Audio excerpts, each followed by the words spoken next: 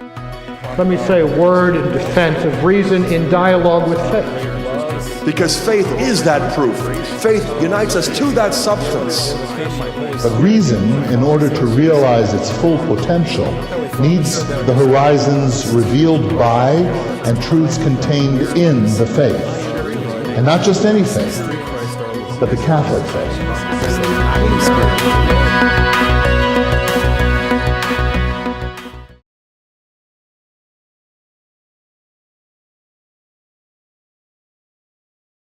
Well, for someone who thinks they know enough to give a lecture on Kierkegaard, there's two ways to begin. The temptation is to launch into about a 20-minute background check on Kierkegaard, his life and its events and how they relate to his thought, because they're more closely intertwined than almost any other thinker. His relationship to his father, his relationship to Regina, the girl he almost married, to the Danish state church and the old bishop he revered, his personality traits, his almost morbid privacy, his lifelong reaction against Hegel's philosophy and his exaggerations and extremes in response to Hegel, the status of the books he writes under pseudonyms, many of them, the perspectives he gives on his own work in various reflections. But we're not going to do that. We're just going to jump right in, and in the deep end. And if some of these things come up along the way or in discussion, fine. But in any case, we'll jump right in. So I'm working on the themes of time and the idea of oughtness, of being called, of there being an ought in a person's life, a way they ought to be. And I want to reflect on that in relation to Kierkegaard's notion of the stages on life's way, which is the title of one of his books. But the notion of the stages runs throughout all his works, and not only in that book. And so first, time and the stages.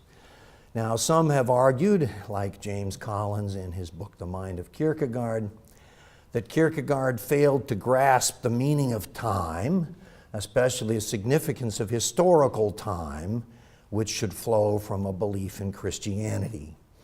And we're not going to get it directly into that, some truth there perhaps, but I would say that the value of time for Kierkegaard is always in its relationship to eternity.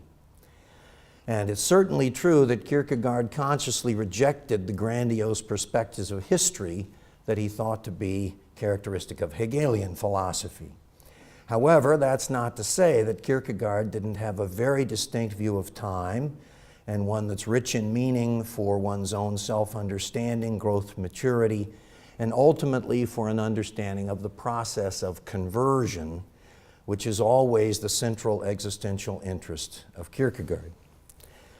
Now, note at the outset that Kierkegaard did not concern himself with time as a metaphysical category of analysis. Rather, he wishes to probe the existential attitude of man toward time and the implications of the fact that man exists in time. The contemplation of the grandiose sweep of history as a whole, like Hegel, is rejected for the sake of concentrating on the history of the individual. And we'll try to indicate the importance of Kierkegaard's view of time and defend him against the charge that his thought was in some way atemporal. Now, not only is man brought to the moment of decision in time, but it's also sort of against the background of time that the validity of Kierkegaard's different stages on life's way is tested. And so we can begin our study of the individual's growth to understanding and the nature of conversion with his delineation of 3 stages or levels of human existence. Now, these stages are not meant to be like childhood, adolescence, adulthood, as if you just go through them all in separate times of your life. Rather, they're in us all the time as possibilities. We can revert to one or the other. They're sort of contemporaneous with one another, and you can drift in and out of one or the other, but eventually, for full maturity, you need to move through the 3. And the 3, as he describes it, are the aesthetic stage, the ethical stage, and the religious stage. Now, by aesthetic, he doesn't just mean having to do with a high beauty or something like that. He means it in a much broader sense. He means being in a state of mind in which the enjoyment of the moment takes first place. And there may be many different possible levels to that. Enjoyment sensually, artistically, intellectually, various possibilities, but the focus is on the immediate enjoyment of the moment. And pursuits on this level, he says, involves what he calls immediacy and enjoyment as a sort of an immediate desire in relation to things. And he calls it immediacy and stresses just the enjoyment because one can go through these moments of pleasure or thrill or interest without being personally involved, by which he means without any real personal commitment. In other words, if you're just living for the pleasure of the moment, there's no commitment implied. And so you're not really involved in life to the degree required for the ethical and religious stages, for ethical or religious commitment. And so the aesthetic is living for the enjoyment of the moment. Now, the ethical involves a deep commitment in life over time, a commitment to objective universal norms and obligations binding over one's whole lifetime. And then religious implies not just living in this particular moment, nor even for lifelong commitment to ethical ideals, but the religious stage implies a transcendent personal relationship with God each moment and over the whole of one's life throughout time. Now, conversion for Kierkegaard, ultimately the one thing necessary for each of us, is a concrete act of an individual making a choice in time and being drawn to that choice by a sense of urgency and obligation. And so the stages can be divided into sections on their relationship to time and the ought in the life of the person. And movement through the stages involves, eventually, at some point, a rejection of aesthetic time, of just living for the joy of the moment, in favor of the type of time in which decision is urgent. In other words, not just drifting through life looking for things to distract or thrill or enjoy, but rather something worth committing to. But even there, you see, he says that even a commitment we might think is worth a lifelong decision about, in terms of a commitment to a cause, a person, like in marriage, a set of values, moral values. He says even there, to move from the aesthetic to the ethical to lifelong commitment needs to be further supplanted by the discovery that no matter what ideals we commit to, the self without God is still in despair. And we'll try to unfold that as we go. And so he tries to show the limits of the aesthetic and the ethical in order to lead the reader toward a decision about God. And he wants to unfold the factors which lead the person toward the moment where conversion becomes a necessity and an obligation. And Kierkegaard, in his analysis, tries to close off all escape avenues from the confrontation which would lead to a genuine decision about God and ultimately about Christ, not just God in general, but about Christ. Now, how so? Well, he tries to show that there's an underlying despair revealed through the stages, driving us on to face and make an ultimate decision about religious conversion. And he thinks each stage has its own indicators of difficulty, of upset, of resistance, of despair. Now, time, he says, resists the aesthetic stage eventually by threatening boredom. That this threat of boredom is what's lurking behind the search for constant immediate distraction or enjoyment. And he says time also reveals the limitations for the struggler for moral perfection, the ethical stage, because the one who's made a turnaround and made a commitment ethically still has a problem. He cannot erase the guilt of the past. What does he do with it? Nor, if you project into the future, can you ever believe that you're going to perfectly achieve the moral ideal that is absolutely required. And so you have deficiencies in the past and deficiencies in the future right to the end. What do you do with those deficiencies?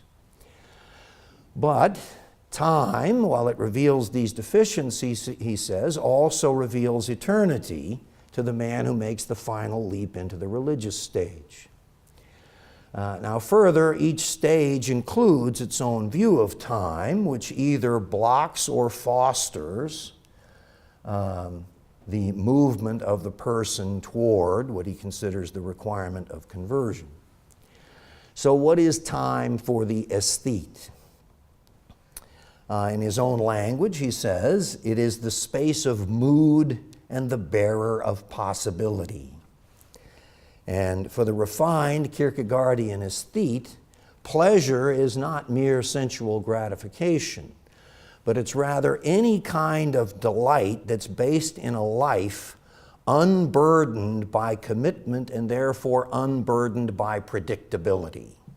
Predictability and routine and what's going to come again tomorrow, that's all considered boring on the aesthetic stage. You want variety and difference, you see. And so in Either Or, in the volume 1, the Either, page 19, he says, quote, "What portends? What will the future bring? I do not know. I have no presentiment. When a spider hurls itself down from some fixed point consistently with its nature, it always sees before it only an empty space wherein it can find no foothold, however much it sprawls. And so it is with me, always before me an empty space." And that's sort of his image of the aesthete, you see. Nothing you're committed to tomorrow or the next day or the next moment, always open to the variety and the thrill. And so the time category most accentuated in the aesthetic stage is precisely the moment or the instant, living for the moment. And so he says in the Either, volume 1, quote, "The more the personality disappears in the twilight of mood, so much the more is the individual in the moment. And this again is the adequate expression for the aesthetic experience. It is the moment." Now, the one big moment of enjoyment or thrill then here sort of represents a mock eternity. Because while the moment appears to be so important, nonetheless, the very next moment it's all over. The supposedly all-important big moment of thrill or enjoyment is all over the next moment and has no meaning in terms of ongoing commitment in life. Again, that's from the Either, page 19, 141. And again, from the concept of dread, Kierkegaard says, quote, "Instead of learning to grasp the eternal, one learns only to kill, that is, chase the life out of oneself and one's neighbor with fatigue by chasing the instant. If only one can join the party, if merely on a single instant one can lead the dance, then one has lived." You see, whatever ideal the person might have that they think would be all important. Now, in the aesthetic stage, what you might call love takes the form of seduction or lust, as in the figure of Don Juan, Don Giovanni, which Kierkegaard uses in Either Or and other works. And this notion of seduction or lust is defined by its relationship to time. He says in the Either, Don Juan, quote, "exists only in the moment, but the moment is its conception, in its conception is considered the sum of moments, and so we have the seducer." What he means by that is, what the seducer is after is that moment of conquest, and it may take weeks to build up to that, to get the girl to agree. And all that time, it seems to be commitment over time, but it's not like an ethical commitment. It's just the enjoyment of planning the conquest and then getting the conquest. It's still just a build up to the one moment. And so Oughtness the seducer, a character created by Kierkegaard in Either Or, although his seduction is on a more intellectual level in some way, he also just lives for the moment. He boasts of being willing to spend every moment of his time building things up for the moment of conquest. And the future of Cordelia, his seduced fiancée, afterward means nothing to him because he doesn't live in ethical time, but only in the aesthetic time of the instant. Everything that implies responsibility over time is viewed as merely habit, limitation, routine, shackles to be avoided. Because what future could be as great as the experience given in that moment of conquest, you see? Now, indeed, I would say the aesthete, Kierkegaard would say, the aesthete at the peak of his powers is often a difficult man to convert. If he seems to be just completely enjoying his life, see? And so I think of a figure like Charlie Sheen in Hollywood these days, who's constantly got 2 or 3 girls on each arm, and he's blowing his mind with cocaine, and he just seems to be enjoying life to the fullest compared to us, routine guys who go to work and other things like that. And so it's hard to convert, you see. Another example would be, if you know of Blessed Charles de Foucault, who ended up one of the greatest ascetics in the history of the church. He didn't have one follower because nobody could live the life he lived. He went out in the middle of the Sahara Desert and lived by himself as a hermit. And people came out to try to follow him and gave up. But originally, he was a complete libertine. He inherited a fortune when he was a young man and was in the French Foreign Legion in the south of France, and he didn't like the fact that it wasn't Paris. And so he imported cigars from Cuba and champagne from Paris, and that wasn't enough. So he bought an entire brothel and moved it down next to his army base, you see, and then they just partied. And there's one famous phrase where one of his fellow officers says, if you've never seen Foucault in his silk pajamas with the little green frogs on them, with a cigar in one hand and champagne in the other and a girl under each arm, then you've never seen a happy man. And so at the height of that kind of stage, it doesn't look like there's anything there to convert. The person doesn't have any sense for conversion. But eventually, when Foucault was sent to the Sahara Desert with the French Foreign Legion and experienced more hardship and noticed the religious commitment of the Muslims and the life they led, that's what sparked his interest in some other way of life. But he eventually discovered not just Muhammad, but Christ and Catholicism, and became a great blessed. I think he's already a saint. But in any case, the man who seems to be simply enjoying himself, it's hard to convert, you see. But Kierkegaard would say it's the ongoing experience of life that has the possibility of changing him, not arguing with him at the moment, you see. And so Kierkegaard, in the Either Or and other works, tries to unfold those elements in the aesthete's experience which would open the door toward possible change and conversion. He tries to unfold problems shining through the supposedly carefree, unencumbered, enjoyable life. And the problem is, you see, that over time, ordinary daily time rebels against being treated as a mere means for momentary enjoyment. And its protest is experienced as boredom or the threat of boredom. So in the Either, Kierkegaard says, quote, a misdirected search for diversion conceals boredom within its own depths and gradually works it out toward the surface, thus revealing itself as that which it immediately is. I said the Either, that may have come from the Or, the response to the Either. These were 2 books he wrote depicting the first 2 stages. Now Kierkegaard offers interesting images of the aesthete's true condition. He says, quote, when one skims a stone over the surface of the water, It skips lightly for a time, but as soon as it ceases to skip, it instantly sinks down to the depths. So Don Juan dances over the abyss, jubilant in his brief respite, but he's dancing over despair.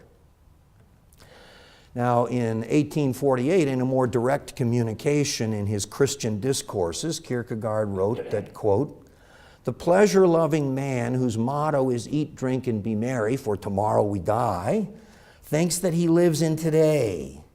But really he is so in dread of tomorrow and death that he has to cast himself into wild befuddlement in order to forget it." He adds later in the same book, quote, "Pride slays its own master, but the temporal is just as ungrateful. It comes to something by stealing the strength of eternity from a man, and by way of requital, it remains with him and makes him its slave." What is clear is, according to the Sickness unto Death, that the aesthete lives in a fantasy world of possibilities where there's no room for obligation, for the ought of conversion, as long as he remains at that point. And thus, in the concluding unscientific postscript, Kierkegaard writes that every moment of the aesthetic existence is wasted. It's wasting time as long as the person fails to make a decision that there's something worth living for other than just my enjoyment. In other words, the aesthetic stage leaves a person just drifting and ultimately killing time or wasting time.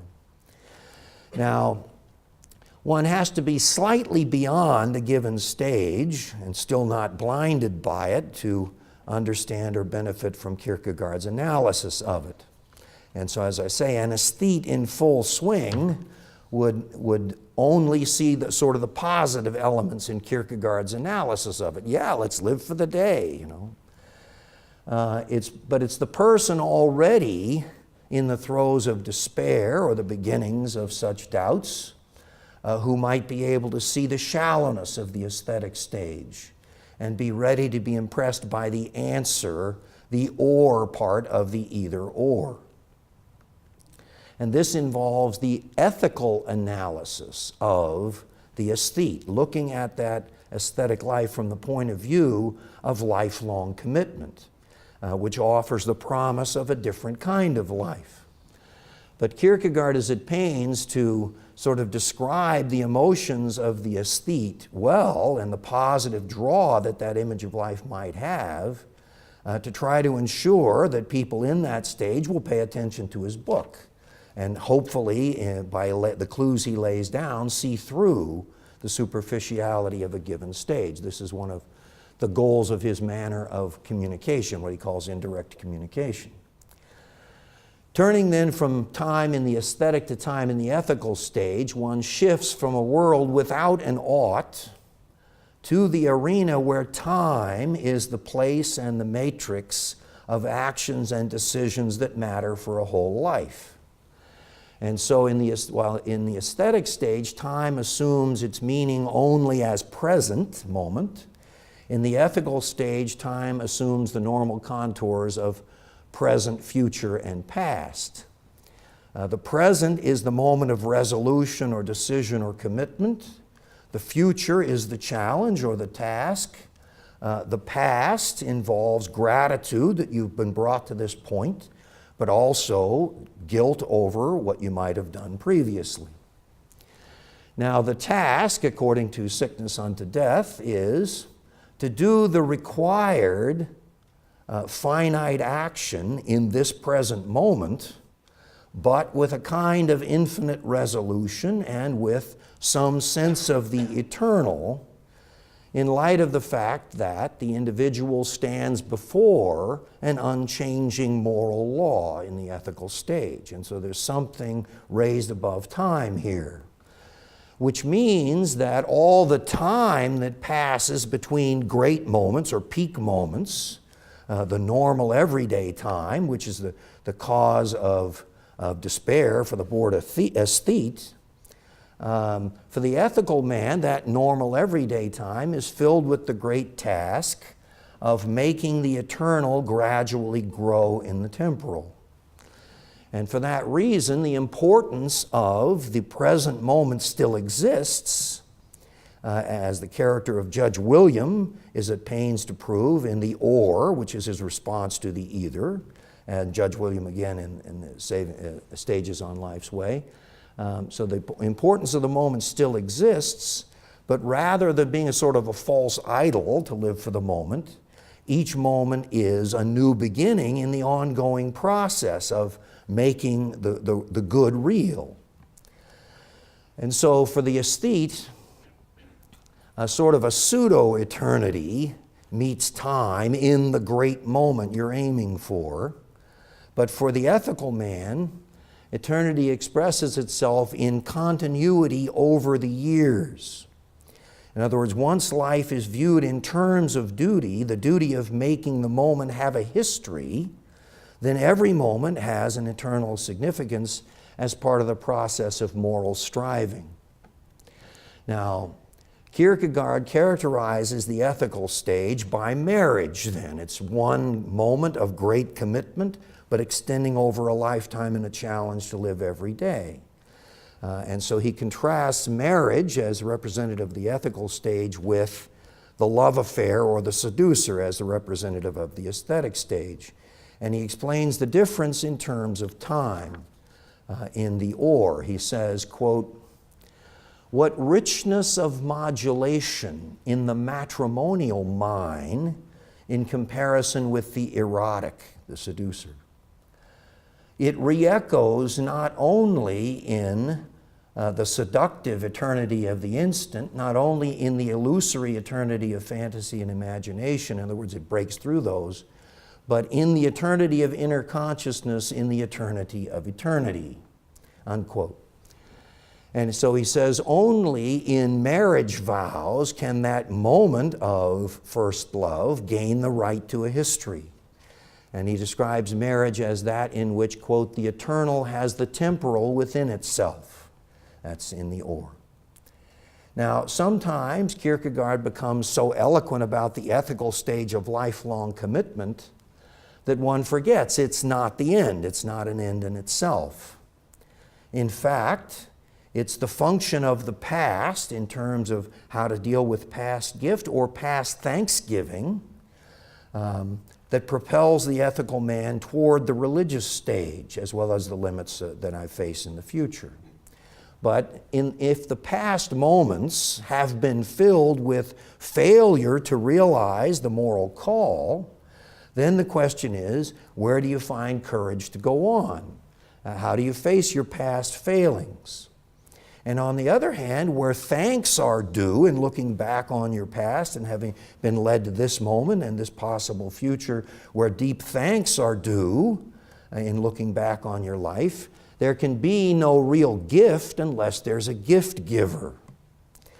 And it's the moment, it's the knowledge of love as a constantly received gift of God, which provides this eternal element, grounding marriage in time, and without which marriage, or the ethical, the lifelong committed life, can be in danger of settling back into an extended routine state which the aesthete mocks.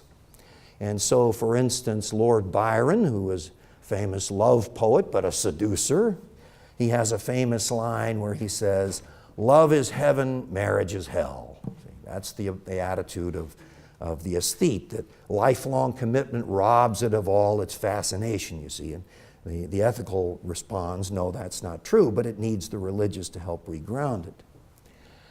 Now, more essentially, however, Kierkegaard says, while the ethical might satisfy our need for meaning over life, for a meaningful time, for finding something worth living for and committing to, he says the ethical stage alone does not satisfy our desire or potential for eternity. That's in Works of Love. And again, in the concluding unscientific postscript, Kierkegaard laughs at his own character, Judge William, for being a little too enthusiastic about the ethical stage. Why? Because, he says, Judge William seems to leave out the possibility of a religious collision, such as that of the character of Quidam in Stages on Life's Way. A religious collision over the guilt or thanksgiving that I have to face about my past, or over the limits of time in the future, the uncompleted ethical demands which will still be imperfect when I die. So what do I do about past guilt? To whom do I give thanks for past favors? How do I answer the problem that no matter how long I live, or how much of a future I have, I'll never complete or perfect the moral task to which I'm absolutely called? And so in this way, Kierkegaard tries to show, for all its greatness, for all its transcendence of the mere aesthetic stage, there's still a hidden problem and a hidden despair behind the ethical stage, considered by itself. Thus we come to time in the religious stage. And it's important to see how time is accentuated in the religious sphere, marked by the decisiveness or the ultimate nature of conversion, the decision to convert, to believe in Christ, of the conversion experience and what follows from it. Now, in addressing religious time, he tries to show that in a way it's a kind of a synthesis of all that's good in both the ethical and the aesthetic stages or relation to time, implying that the religious stage transcends both but reclaims the good in both. And so he says the poetic exaltation of the moment is freed from its irresponsibility by being linked to the ethical seriousness about concrete time, and yet ethical commitment over a lifetime is made still more profound and passionate by taking its starting point from the moment with a capital M, by which Kierkegaard means the moment of the Incarnation, in which time and eternity meet. And so through its relationship to eternity, every instant being in communication with God, time, both in the instant and in the flow of the years, becomes unified in a fruitful dialogue of past, present, and future. But the individual moment is not lost in the succession over years, because not only one's whole life, but every single moment of it relates to eternity. See, this is the problem, again, that the aesthete challenges the ethical man about. I'm living for the enjoyment of the moment. You claim you're living for, some great accomplishment over the years, but in the process of getting there, you fall into routine and boredom. Kierkegaard thinks that's answered by the fact that not only your whole life before ethical absolutes, but your life before Christ and each moment with Christ makes both the moment and the succession existentially important. So the present is the hour of salvation, in which repentance for the past and hope for the future are joined together. And his point is that the past, and especially past guilt, if it's not brought into a positive relationship to eternity, then that past overshadows the present and the future. And so in Sickness Unto Death, he says, quote, "Every unrepented sin is a new sin, and every moment it's unrepented is a new sin." If that sounds a little extreme, that's the way Kierkegaard likes to talk, to drive you on. Redemption then implies that time is real. The past act and its resulting guilt are real, but then so is repentance. One deed in time, like the repentance of the good thief at the crucifixion, can change the meaning of time in his life in all directions. So eternity penetrates time in the religious stage through the redemption of our sinfulness and through the acceptance of suffering and the cross, because in the religious stage you leave the temporal in God's hands. And so time and eternity mingle in the religious, because the moment of conversion becomes concrete in the acceptance of the providence of all things that happen. You're leaving it in the hands of God now. But there's a double conception of the future in the religious stage.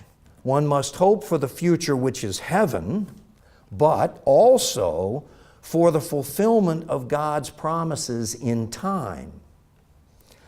And so Abraham, our father in faith, is nothing if he does not hope for Isaac in time. This is what Kierkegaard goes into in Fear and Trembling. And this positive attitude toward the earthly future, that God will be with us there too providentially, takes Kierkegaard out of the camp of the strictly otherworldly. He's not trying to leap into eternity. Faith implies not just the eternal, but grounds for hope in time as well. For example, in his journals, Kierkegaard, always self-perceptive and self-critical, accuses himself of not having had enough faith to marry Regina, his young fiancée, and refers to the fact that where he failed was in the faith that God could help him in his future time on earth. See, he recognizes that as a failure in himself. Now, the reason for the dynamic or ongoing living character of religious time is that it's chained or related to what he calls the paradox, I would call the mystery of the Incarnation. Because for Kierkegaard, especially in his earlier works, the Incarnation is not so much described as God becoming man, but he tends to look at it as eternity entering time. And so Howard Hong, who was the translator and did the introduction to Kierkegaard's work, The Philosophical Fragments, comments that, quote, "The ultimate contradiction of existence is the eternal in time, not the eternal as coming into being," that's more Hegel, you see, but as coming into temporal spatial existence with its particularity and contingency, the Incarnation, unquote. After this event, as far as Kierkegaard is concerned, all time is contemporaneous with Christ. And as Kierkegaard points out in the Philosophical Fragments, and therefore to have faith in Christ is to be his contemporary. Now the actual contemporary time-wise, we're always contemporary with our current time, with our present age, but the actual contemporary time-wise might not have recognized Christ, and thus he becomes a non-contemporary in the deeper, more essential sense. So as Louis Dupree notes in his book, Kierkegaard as Theologian, quote, "God's grace reaches each man directly and individually. Therefore, the time of Christ's coming is neither past, the period of the gospel, nor future, the parousia, but the present. In existential terms relative to conversion, contemporaneity is a crucial demarcation between the aesthetic and the truly religious viewpoints toward God." The point is that the past, you see, is not an immediate reality for me the way the present is. The present moment has a certain priority. And thus every man can be, Kierkegaard says in Training in Christianity, every man can be a contemporary with the age in which he lives, and then with one thing more, with Christ and with Christ's life on earth. For Christ's life on earth, sacred history stands for itself alone outside history. This is where Kierkegaard is sometimes accused of being atemporal, and he doesn't do justice to the history of the church and things like that. But still, he has a point about being a contemporary with Christ. Now, the time concept which characterizes the religious stage or the religious man after conversion is Kierkegaard's notion of repetition. Now, again, the repetition was a book he wrote, but it's also a concept that permeates his thought in many other ways, not just in that book. And the idea behind the repetition is that the now of conversion must be repeated again and again and deepened again and again, and not just in other occasional great moments, but daily in the life of the Christian. And so his analysis here is an attempt to bring the day-to-day life into vital relationship with God and Christ, and thereby to save the present moment from the despair of killing time, or from a false interest in the next day as a distraction from today. Again, a problem for the aesthete. And so in his Christian Discourses, Kierkegaard says, to live thus, to cram today with eternity and not with the next day, the Christian has learned and continues to learn from the pattern, that is, the life of Christ itself. And so the repetition then is the daily reconsecration of the self in silence and in solitude to the redeeming of time. He says this in his book, Authority and Revelation. So to summarize the relation between time and the stages, this is from Swenson's book, Something About Kierkegaard. He says, quote, "For the aesthetic life, time has no fundamental significance. Enjoyment culminates in the moment, and for the aesthetic view, the happy moment is everything. The ethical life accentuates time as a necessary medium of a history and a solution for the permanent. Religion in general, that means outside Christianity, Kierkegaard always makes that distinction, religion in general emphasizes time still more strongly by intensifying the significance of the transformation that may occur in it, but not decisively, that is, not in full truth, while, Kierkegaard would say, Christianity uniquely emphasizes time paradoxically by making the temporal commensurable for an eternal decision," unquote. Now, a few conclusions concerning the original question as to whether Kierkegaard considered time to be important. First, the human attitude toward time plays a crucial role in Kierkegaard's theory of the stages. The fact that Kierkegaard was not concerned with Hegelian world historical time in no way negates the concern he had about the temporal as a basic testing ground of individual growth. Progression through the stages involves an ever-deepening appreciation of what time means. Whereas for the aesthete, only the moment of thrill or conquest or pleasure exists, for the ethical man, time is the place of ongoing moral action, and for the religious man, time is his salvation in terms of his relation to the moment of the Incarnation. And thus daily time is the medium for sanctification in personal relation to God through Christ. But the choice Kierkegaard presents is not really between time and eternity, but the choice between time and eternity together compared to time alone or a false eternity alone. And so in the postscript, Kierkegaard says, Christianity puts man between time and eternity in time, unquote. It's time which is the most important mediator between God and man, for it's in time that God teaches us about himself and about us and about our God relationship. And this is why Kierkegaard tends not to be drawn toward the mystical approach to God. He's afraid that it allows too easy an escape from temporality and the finite.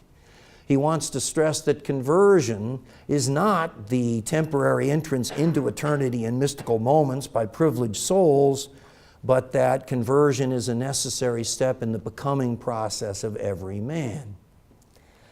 Now here, a temporalist may not be satisfied and may still claim that Kierkegaard's time is reduced to just a means for reaching eternity and thus has no value in itself, his concept of time.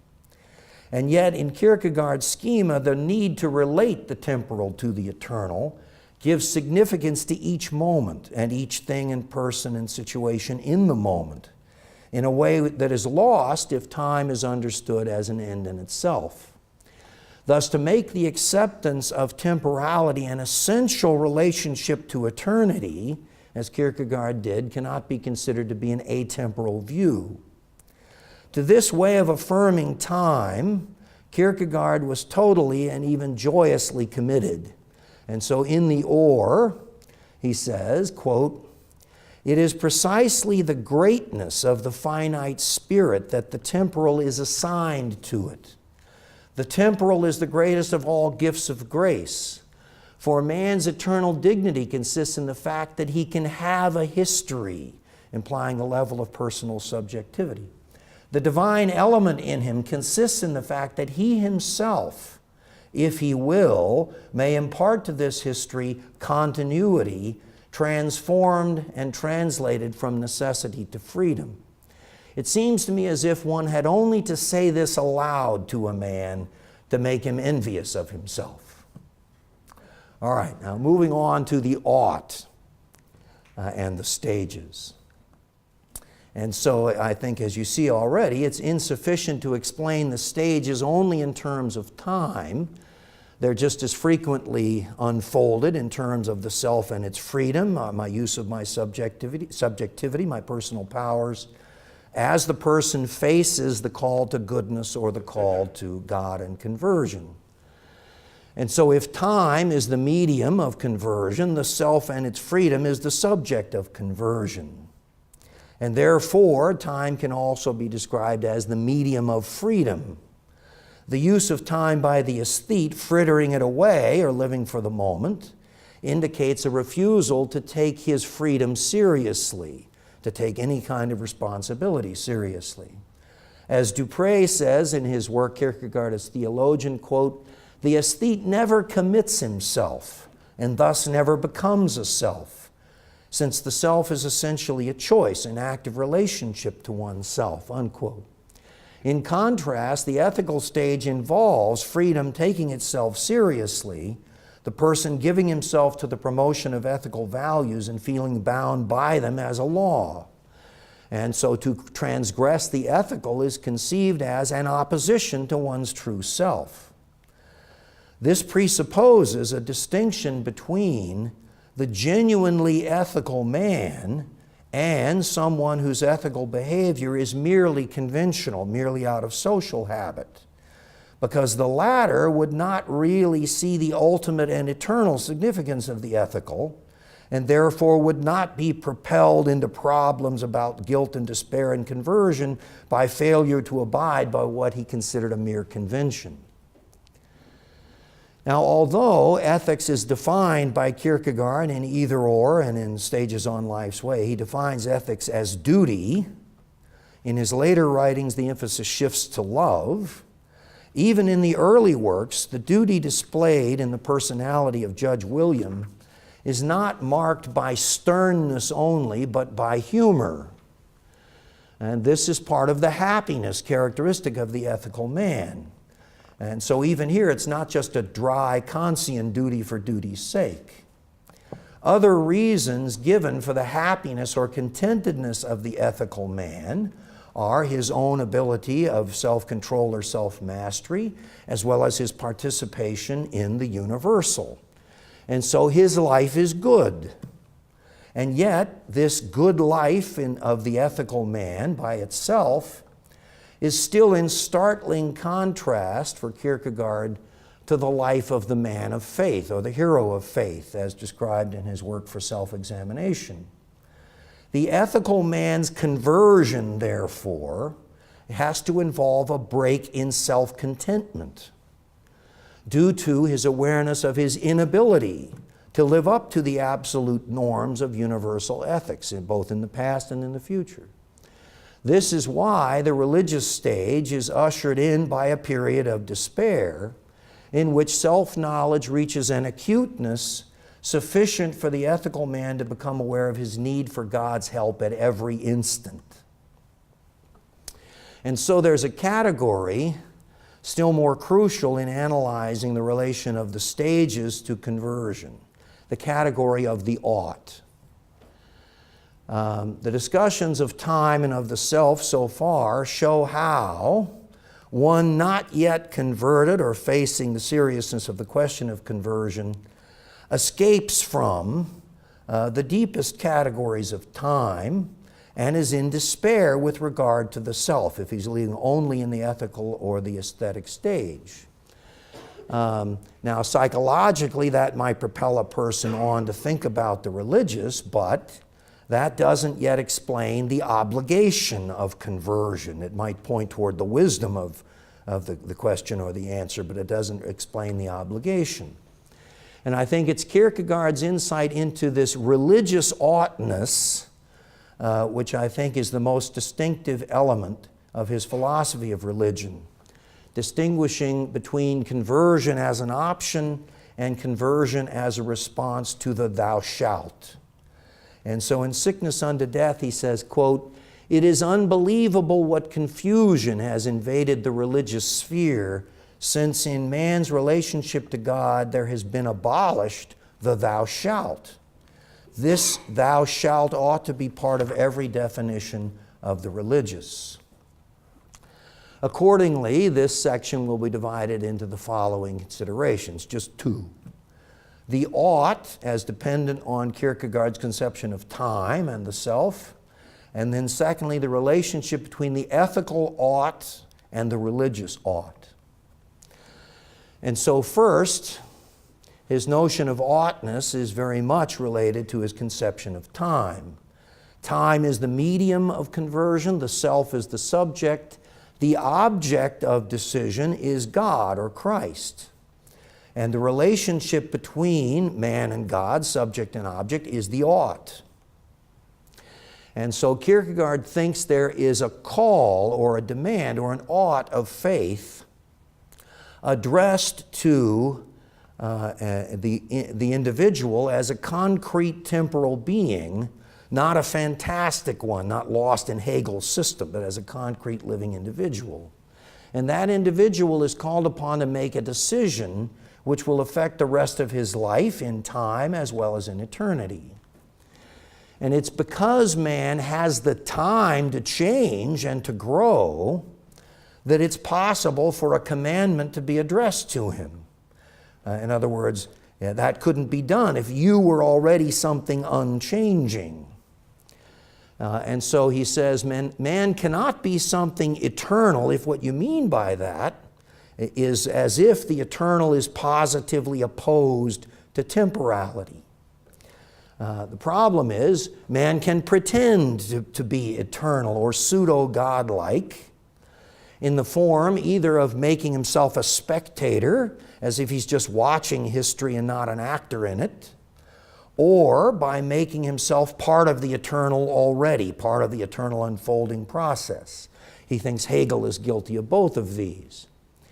But the challenge of existential decision with consequences for eternity, the challenge of existential decision of what Kierkegaard calls the either-or, does not exist for such a man if you're just a spectator or if you're just already part of the eternal. Similarly, the ought can only function where the self is defined paradoxically as becoming but also eternal. Now here I would rather say immortal rather than eternal, to be technical, but he likes to use the word eternal. If the self were only becoming, if you were nothing but a flux, you see, there would be no person there to address with the thou shalt. See, if the self were just a flow of consciousness, there'd be no person to address. But if there were only a fixed self without change, there would be no freedom. And so the self, he says, involves a relationship to oneself. By that phrase, he always implies self-reflection, self-control, self-responsibility. And therefore, if the self always involves a relationship to oneself, there's room in that definition for a critique of whether the relationship to the self is what it ought to be. And it's because it's part of the very nature of the self to be grounded in the power which posited it, the self coming from God, that one can bring an ought into question here. He says the maturity of the self can only arise in relationship to the ought. In Works of Love, he says, it's characteristic of youth to say, I, and I, but the mark of maturity and the dedication to the eternal is to will to understand that this I has no significance if it does not become the you to whom God speaks, the thou to whom the eternal incessantly speaks and says, you shall, you shall. But it's not only a question of maturity and awareness, but also of obligation. And so the thou shalt addresses itself to the man in despair over himself and makes his despair a sin when he realizes he ought to accept forgiveness in faith. And then if he refuses that, that's what makes it a sin. So he says, to be a self is eternity's demand on man, and he is obliged to accept himself in accepting the forgiveness of sin. And so this is the ought in relation to time and the self. Now the final topic here for the paper and for this section would be to compare the ethical and the religious ought. And to do this, we have to first discuss the problem of whether the ethical and religious stages in Kierkegaard are opposed to one another or in some way complementary. And all Kierkegaardian commentators, deal with this: Lowry, Dupree, Haker, Swinson. It's in Fear and Trembling that the greatest contrast between the ethical and the religious is drawn. With its concept of the teleological suspension of the ethical, it appears to make the religious not only a higher stage, but a dethronement or negation of the ethical, when Abraham is ordered to sacrifice the innocent Isaac. This seems to imply a kind of a voluntarism in God, or a nominalism about ethics, that would unhinge morality from its roots in the nature of things and in human nature and in the divine nature. This would leave morality dependent only on God's arbitrary will.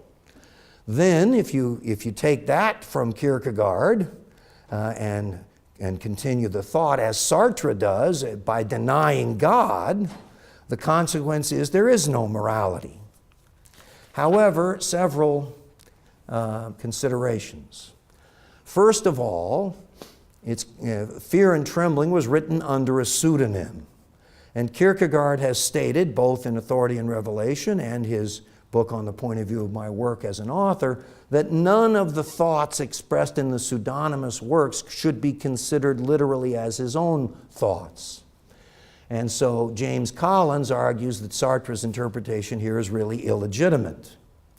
Moreover, there's a world of difference between the ethical view of things in the pseudonymous works, especially the early ones, and especially Fear and Trembling, compared to Kierkegaard's later works, such as the Christian Discourses and Works of Love, which delineate a positive Christian ethics, in which ethics is not autonomous and therefore a possible obstacle to religion, as in Kant, but where ethics is an essential part of an existing religious life view. In fact, the idea of the night of faith, Kierkegaard's image for Abraham proceeding on in darkness in Fear and Trembling, a more radical presentation, that image rarely appears after Fear and Trembling. And even in that book itself, there are some lines of arguments which would contradict the notion that the teleological suspension of the ethical implies the dethronement of the ethical ought. In any case, the plight of Abraham is mentioned as an extraordinary exception. The main point of the presentation on Abraham, I believe, is to set in relief the existence of a personal religious call or ought, a unique call from God not deducible from a universal ethical norm. Now, Kierkegaard in his own time had to battle with the view that he meant to dethrone the ethical. In his book on Adler, now published as Authority and Revelation, he insisted that the omission of the ethical leads to an irresponsible aesthetical religiosity. And so the ethical ought, I would say, in a more adequate interpretation of Kierkegaard, is a necessary dimension of and preparation for the religious stage. He presents this in the concluding unscientific postscript. And already there in the postscript he writes that though there are three divisions with the stages, there's nonetheless an either-or. He says the ethical and religious stages have in fact an essential relation to one another. And so I think you can justify in Kierkegaard the idea that the ethical ought stands. It continues in its validity. And yet that doesn't mean that it doesn't differ from the religious ought. I would say the religious ought differs in the four following interrelated ways. First, the ethics of Kierkegaard, like that of Kant, is one of the individual standing before the universal moral law, which all human beings ought to obey. But Kierkegaard tries to bring out how the religious ought, or the religious call, addresses each man as an individual person. There's still a certain universality in that each man ought to believe and convert, in Kierkegaard's view. And true spirituality is to understand that this is the one thing needful. However, the individual person does not convert because it's a universal obligation, but because he experiences that he's uniquely called to do so by God in a personal way, in an I-thou relationship, in personal encounter. And so the call to conversion is in the realm of the particular, like the call of the apostles or of the rich young man. And so that's a first distinction between the ethical and religious oughts. Secondly, a second differentiation concerns the relationship to the subject. Again, the religious ought is for thee, this person as an individual standing before God, whereas the moral ought appears to the self regarded more as a member of the human race, a humanitarian ethics, the individual standing before the universal moral law. And so in the ethical call to the universal, one also has the support or approval of others who acknowledge the universal.